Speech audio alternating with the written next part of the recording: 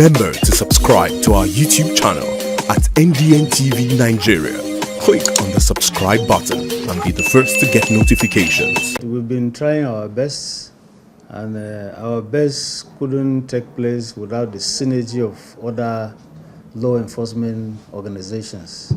And of course, we have partnerships from other stakeholders, which also include the press. So we have been doing a lot. Out of our effort and scarce resources, we've been able to undertake a lot of operations that led to the arrest of suspects, seizures of exhibits of various types, and investigation leading to prosecution of suspects before the Federal High Court and the discovery of cannabis sativa and their destruction. So within the period, I'm going to give some few statistics so that we can appreciate the effort the agency is doing in the command. On the areas of cannabis destruction, we have on record here 10,143.053 kilograms of cannabis that were seized. That represents 10.143 tons of cannabis. On other drugs, which is methamphetamine, popularly having the street name of ice or meth, we had a seizure of 1.702 kilogram of meth. Then we have psychotropic substances. It represents 2.193 kilogram within the period. Then we have others like scooches, which is very popular on the street these days. It represents 363.8 kilogram of seizure.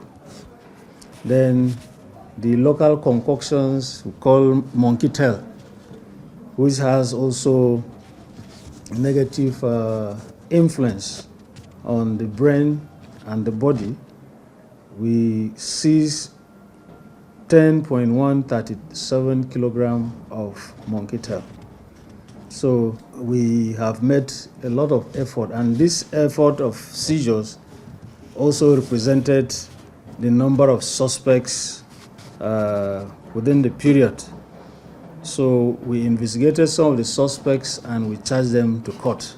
The farms that were destroyed within the period is 74.786 hectares of land that our effort has covered to destroy cannabis in Ondo State. So given this number, we want to see that 74 point something hectares, if you put it into agricultural use, you can imagine the food production and the food security that the state would achieve. So the implication is that this 74.786 cannabis farm means that they are prone to destruction by the cultivation of cannabis, because where you cultivate cannabis, it destroys the soil value of that land. That is, it may not be suitable for other economic or agricultural crops. So it is surely a destruction of not only the soil, but of the forests and other habitat. We seize other items including vehicles and funds, that is cash, during our operations. So on vehicles, we seize and forfeited 4 vehicles already to the federal government and 1 motorcycle, and the sum of 282,320 naira cash to the federal government. Presently, we have an interim forfeiture of 25 vehicles before the Federal High Court, for which we have advertised for people to respond if they have any objection. Once there is no objection, the federal government, the court is going to proceed with the matter, and if we are successful, all these vehicles will be forfeited to the federal government. Then under that same interim forfeiture, we also have 13 motorcycles that have been put up for forfeiture by the court. In the same vein, we have a cash of 363,670 naira that is also put up for forfeiture to the federal government. We presently have 135 pending cases before the Federal High Court.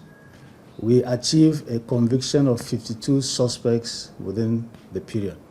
So with this, we are really making a headway, but it is not easy that we achieve these successes that I've mentioned here, because we have a lot of challenges we are grappling with for us to ensure that we keep this state a better place for all of us. The clarion call on all of us, especially the stakeholders, beginning with the state government, to see to how the agency is strongly supported in order to dispense our responsibility in the state in the areas of logistics and a partnership that also borders on rehabilitation centers and counseling.